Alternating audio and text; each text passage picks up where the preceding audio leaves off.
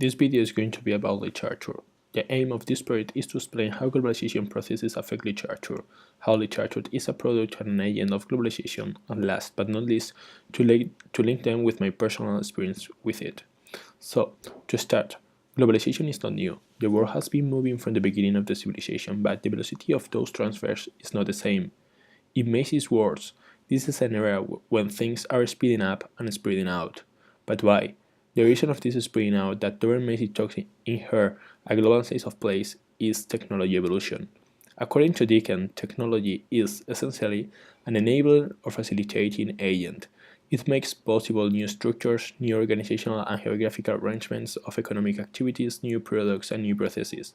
And also, Beck argues that these technologies are everyday means of bridging time and space.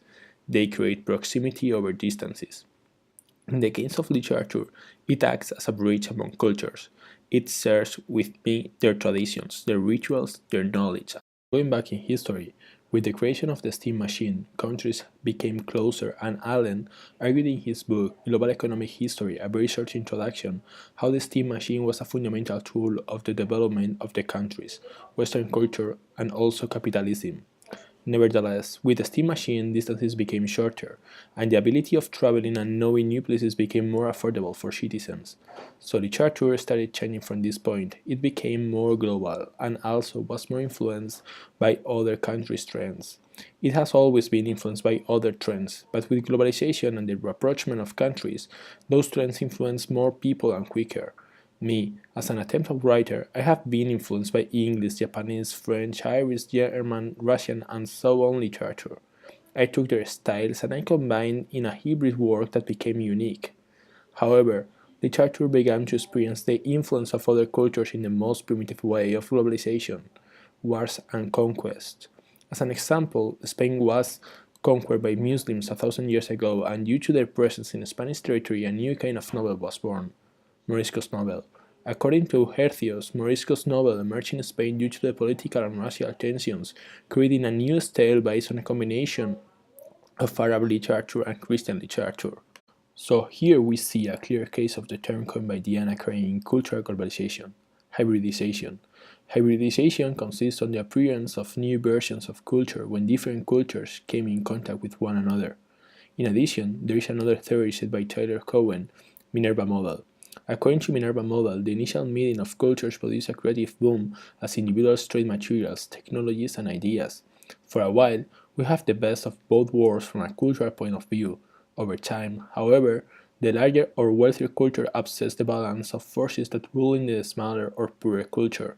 The poorer culture begins to direct its outputs towards the tastes of the richer culture. The smaller culture forgets how to make the high quality goods it once specialized in, and we observe cultural decline. In the Spanish example, we do not see any cultural imperialism or any Minerva model. We see a perfect hybridization of both cultures.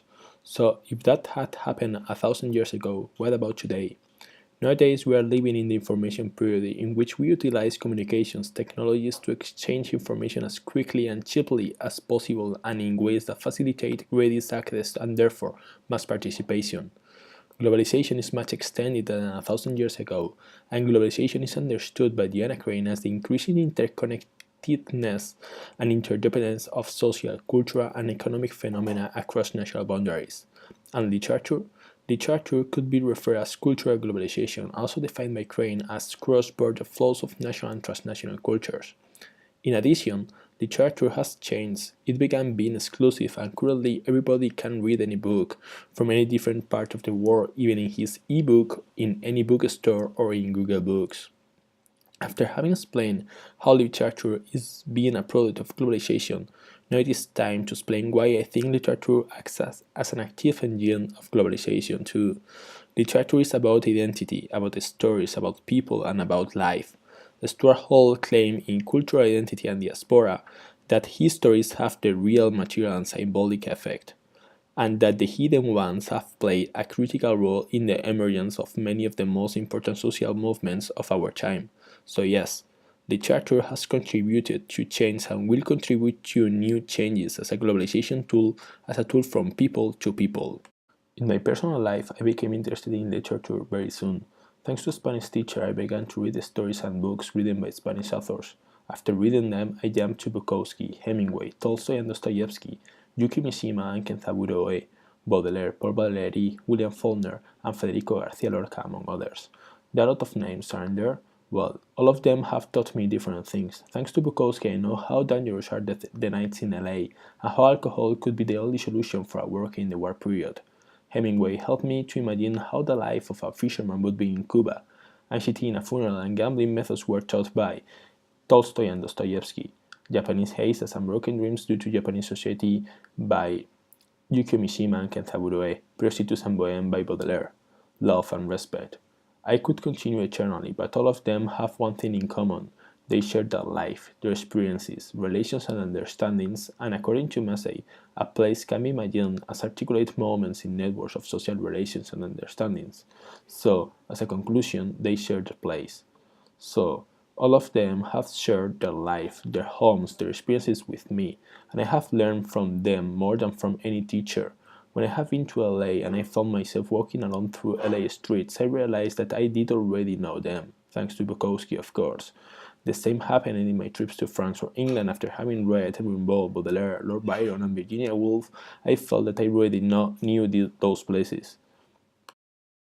But it is not only about knowing places. Literature changed myself in terms of tolerance. When you read, you realize the different situations of different people, so after that, your global vision of the world became more sincere, more tolerant and comprehensive. Phillips claimed that persons identify and empathize more easily with those with whom they have more in common, so that is the point. I read and I feel closer to everyone else due to the experience that I have mentioned before. In my life, the higher the influence the literature has in my life, the less racist I became. It is said in Spain that racism heals by reading, and the thing is that there are, according to Greg Noble, many forms of racism, with different logics and consequences: prejudice, segregation, discrimination, and violence. Literature helps overcoming them by sharing experiences, different points of view, different opinions. I grew up surrounded by hundreds of opinions and experiences that helped me to have less prejudices to anyone. To finish, literature creates identities. When people ask me where I have studied or where I am from, I always want to answer them: I was born in Spain, but I have lived in Cuba, England, France, US, Japan, and worked as a fisherman, drunkard, poet, seller of furniture. So, Kopin Selassie, don't ask me where I am from. Ask me what I have read, and you will understand what is my identity.